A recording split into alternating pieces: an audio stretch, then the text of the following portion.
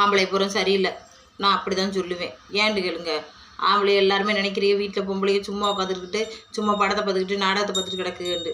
ஆனால் இங்கே நடக்கிற வேலை உங்களுக்கு எதுவுமே தெரியாது. பாத்திரம் விளக்கணும், துணி துவைக்கணும் சொல்லிக்கிட்டே போகலாம். அதை சொல்ல விரும்பலை. ஏன்னு கேளுங்க, எல்லார் வீட்லேயும் அது நடத்துவோம்.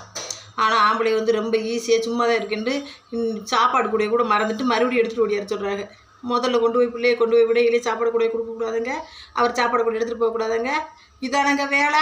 ஒரு நாள் 2 நாள்னா பரவாயில்ல, வாரத்தில் 2 நாளுங்க, வாரத்தில் 3 நாளுங்க சாப்பாடு கூட மறந்துட்டு ஓடிடுறாரு. அப்புறம் நான் பசேரி எடுத்து கொடுத்துட்டு வர்றாப்புல இருக்குது.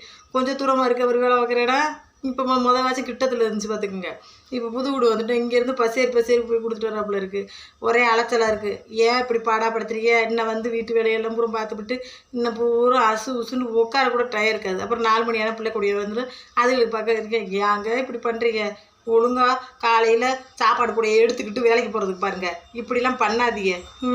ஐயோ, என் புருஷனுக்கு மட்டும் ஏந்தே இப்படி ஒரு ஞாபகம் வருதிய. கொஞ்ச நாள் சென்றா குண்டி துணியாவது போட்டு காணமையான்னு தேடுவார் வரைக்கே. முருகா, என்னையா இது இப்படி பண்ணுறீங்க? சே.